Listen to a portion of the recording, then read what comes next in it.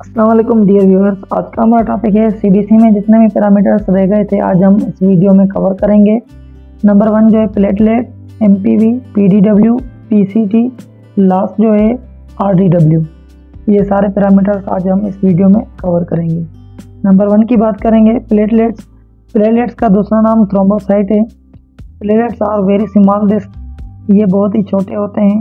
2 to 4 micrometer in diameter, यानी diameter में 2 to 4 micrometer होते हैं। दे हैव नो न्यूक्लियस, इसमें भी न्यूक्लियस मौजूद नहीं होता जैसे कि आरबीसी में मौजूद नहीं होता।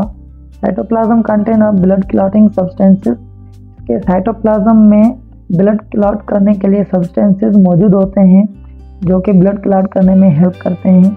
वो काजेज हीमोस्टेसिस। हीमोस्टेसिस एक टर्म होता है सीजेशन ऑफ ब्लडिंग, यानी ब्लडिंग को रोकने के ये काम आता है।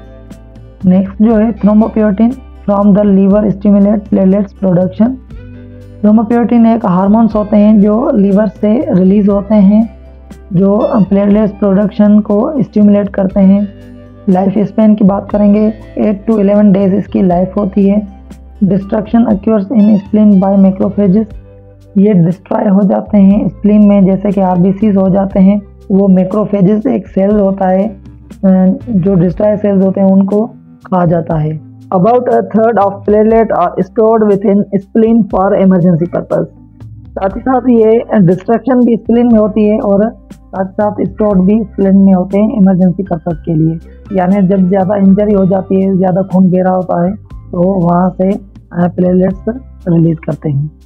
It helps in formation of blood clot to prevent blood loss, यानी ये हेल्प करते हैं प्लेटलेट्स जहाँ पर कट लग जाता है, यानी वहाँ पर ब्लडिंग हो शुरू हो जाती है, ब्लड लॉस होती है, उनको क्लॉट करने में ये हेल्प करते हैं। यानी देखते हैं जहाँ पर कट लग जाता है, कट लगने के बाद थोड़ी देर में ब्लड रुक जाती है तो ये प्लेटलेट्स का काम होता है।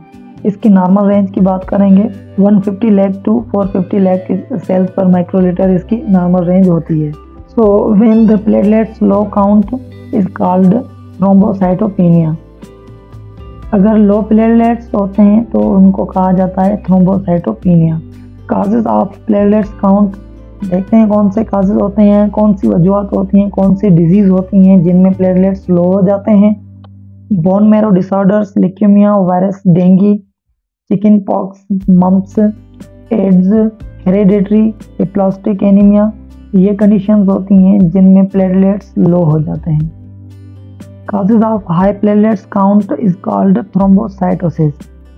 अगर हाई प्लेटलेट्स हो जाएंगे तो उस कंडीशन को कहा जाता है थ्रोम्बोसाइटोसिस।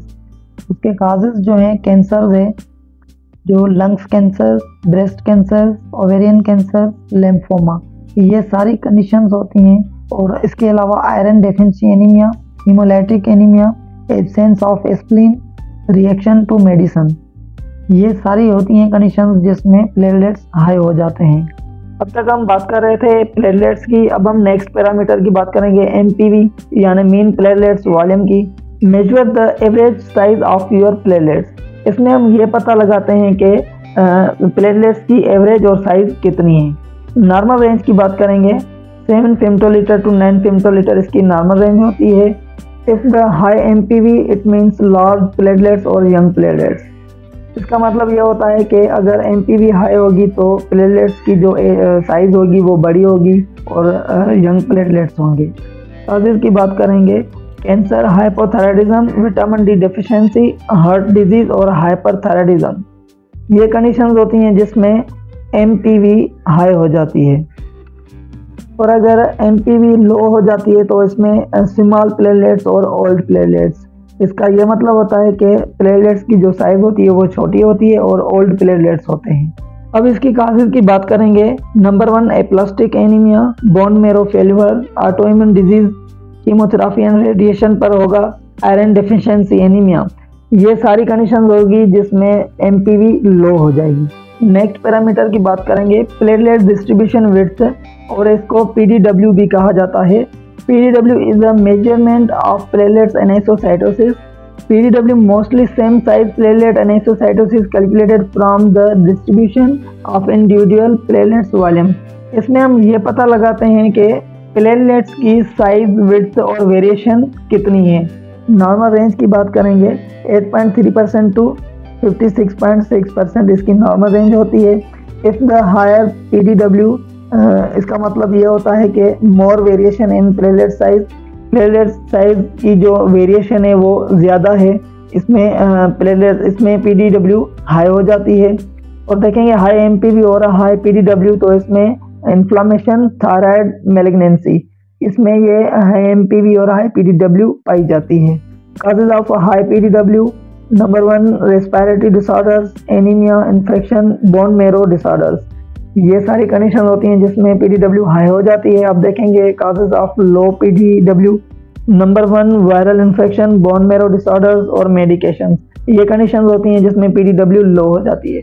नेक्स्ट पैरामीटर की बात करेंगे प्लेटलेट क्रिट यानी PCT। इसमें हम ये पता लगाते हैं कि होल ब्लड में प्लेटलेट्स की वॉल्यूम कितनी है। जैसे कि RBC में हम पता लगा रहे थे PCV यानी हीमाटोक्रिट में कि RBC की कितनी परसेंटेज है होल ब्लड में, वैसे ही प्लेटलेट की हम इसमें पता लगाते हैं कि PCT में ये पता लगाते हैं कि प्लेटलेट्स की कितनी परसेंटेज है होल ब्लड में। इसके नॉर्मल रेंज की बात करेंगे 0.22% टू 0.24% इसकी नॉर्मल रेंज होती है। अगर देखेंगे higher than PCT 24% higher than होगी, तो इस कंडीशन में number 1 Crohn's disease, number 2 ulcerative colitis disease, ये डिजीज होती हैं जिनमें PCT जो है हाई हो जाती है। Causes of low PCT, thrombocytopenia में PCT लो पाई जाती है। नेक्स्ट पैरामीटर की बात करेंगे RDW यानी red cell distribution width. CBC report में 2 टाइप्स के RDW मिलते हैं, RDW-CV और RDW-SD।